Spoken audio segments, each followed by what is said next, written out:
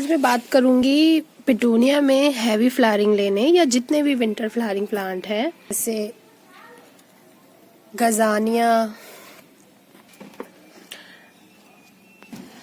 Dianthus, ये है Daisy, सब में हैवी फ्लावरिंग लेने के लिए। तो हैवी फ्लावरिंग के लिए दो चीजें हैं कि कब होती है और कैसे होती है। तो कब के लिए अगर मैं बात करूं तो हैवी फ्लावरिंग, जैसे हम सभी जानते हैं, सनलाइट बहुत ज़रूरी है। और इस समय क्योंकि बीच में तो बिल्कुल धूप ही नहीं निकल रही थी, उस समय गजानिया के तो फूल ही नहीं ओपन हो रहे थे, तो वो हैवी फ्लावरिंग कैसे करेंगे। जो कलियां बन चुकी थी वही ओपन नहीं हो रही थी।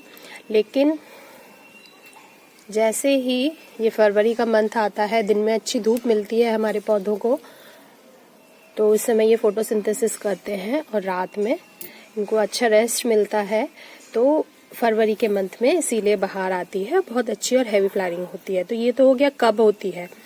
अब कैसे, मतलब आपको क्या केयर करनी है कि आपके पौधे में बहुत अच्छी फ्लावरिंग हो। तो सबसे पहले तो ये है कि हैवी फ्लावरिंग मतलब आपका पौधा जो हो वो मैच्योर होना चाहिए। उसमें देखिए इसमें कितनी सारी ब्रांचेस हैं, ऐसी इतनी सारी ब्रांचेस होंगी तभी आपके पौधे में अच्छी फ्लावरिंग होगी। तो पौधा की अगर आप सैपलिंग से या बीज से ग्रो करते हैं तो आप जानते हैं कि पौधा जब बड़ा होता है तो उसकी बहुत सारी एक स्टेजेस होती हैं। जैसे आप बोल सकते हैं ये अभी टीन एज से मतलब थोड़ा सा बड़ा हो चुका है। जैसे मैं इनके डी बडिंग कर दूंगी, अगर मैं इन फूलों को, क्योंकि ये एक फूल में अपनी खिलने में, जो पहला फूल उसमें खिलता है उसमें बहुत एनर्जी लगाता है, बहुत ही स्लो प्रोसेस होता है।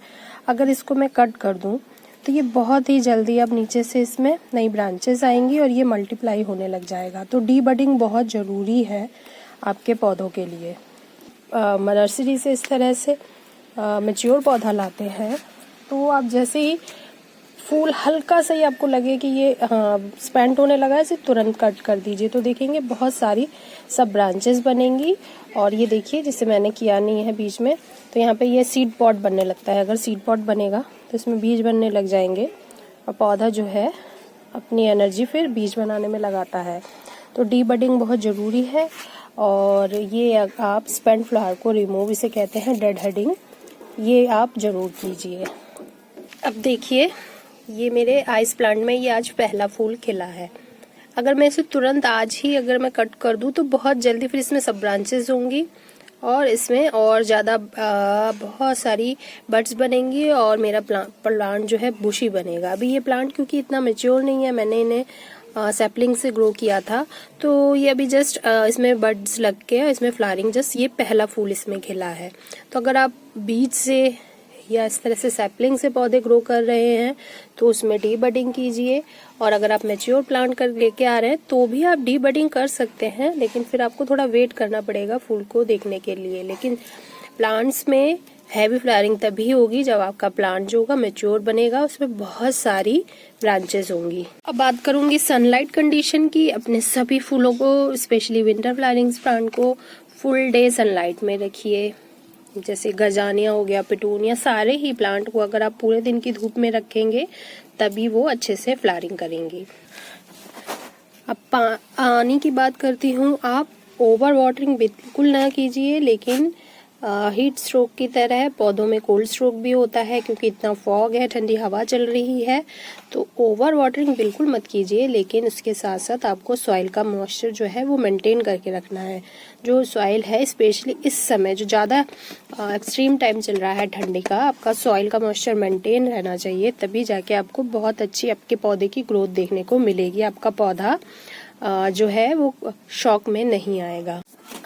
अब बात करूंगी मैं फर्टिलाइज़र की। तो आपने इसकी सॉइल मिक्सचर के टाइम पे इसमें अच्छे से ऑर्गेनिक फर्टिलाइज़र दिया होगा। तो मैं अब जो ऑर्गेनिक फर्टिलाइज़र है वो 3 महीने में देती हूँ। जैसे मैंने नवंबर में लगाया था तो अब मैंने फरवरी में ऑर्गेनिक फर्टिलाइज़र दूंगी। लेकिन मैं लिक्विड फर्टिलाइज़र, क्योंकि सभी प्लांट्स बहुत हैवी फ्लावरिंग करते हैं, क्योंकि देखिए कितनी सारी नई बड्स बन रही हैं, तो अब इनको ग्रो होने के लिए एनर्जी चाहिए पौधों को। तो उसके लिए मैं हर 10 to 15 डेज में सरसों की खली का लिक्विड फर्टिलाइज़र देती रहती हूँ। इसका वीडियो आपको मेरे चैनल पे मिल जाएगा। ये बहुत ज़रूरी है हैवी फ्लावरिंग के लिए। आप टाइम टू टाइम में इसमें लिक्विड फर्टिलाइज़र देते रहिए। उसके साथ साथ अपनी किचन वेस्ट से बने हुए लिक्विड फर्टिलाइज़र को भी आप इसमें दे सकते हैं। फ्लावर में कलेक्ट करके रखती हूँ, फिर अपने कंपोस्ट पिट में डाल देती हूँ। तो कई इस बार आप देखेंगे सीज़न जब आता है तो बहुत सारे मुझे प्लांट भी तैयार हो जाते हैं। क्योंकि ग्रोथ के लिए सॉइल का बहुत एक इम्पॉर्टेंट रोल है, क्योंकि हम नेचुरली तो पौधे जो हैं वो मिट्टी में पाए जाते हैं, मतलब ज़मीन में। जब हम पॉट में लगा रहे हैं तो सबसे मेन जो बात होती है, आपकी सॉइल वेल ड्रेन तो होनी ही चाहिए, लेकिन उसके लिए हम सैंड ऐड करते हैं।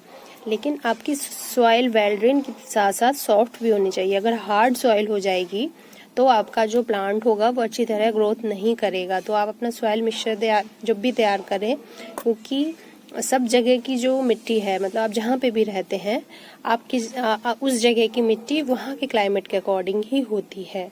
तो आपको उसमें कितना सैंड ऐड करना है और कितना कंपोस्ट ऐड करना है, ये आप सेट करेंगे। कि आप जो सॉइल तैयार करें, जब उसे पॉट में फिल करें, पानी देने के बाद वो हार्ड ना बने, वो सॉफ्ट बनी रहे। इस बात का बिल्कुल बहुत ज़्यादा ध्यान रखना है, जिससे आपका जो पौधे की जड़ें होंगी उसमें एरिएशन बहुत अच्छे से होगा। हार्ड सॉइल में वो एरिएशन अच्छे से नहीं होने से आपका पौधा जो है अच्छी तरह से ग्रोथ नहीं करेगा।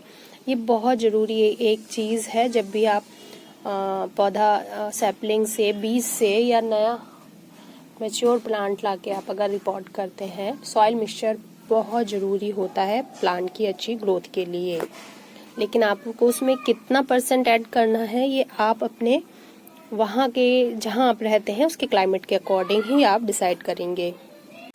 अगर आप इन बातों का ध्यान रखेंगे तो आपका प्लांट जो है वो हेल्दी बनेगा और अच्छे से जल्दी से मैच्योर होके बहुत सारी ढेर सारी इस तरह से सब ब्रांचेस उसमें जब आएंगी, हर ब्रांचेस की टिप पे आपको बर्ड्स देखने को मिलेगी और वो है पौधा हैवी फ्लावरिंग करेगा।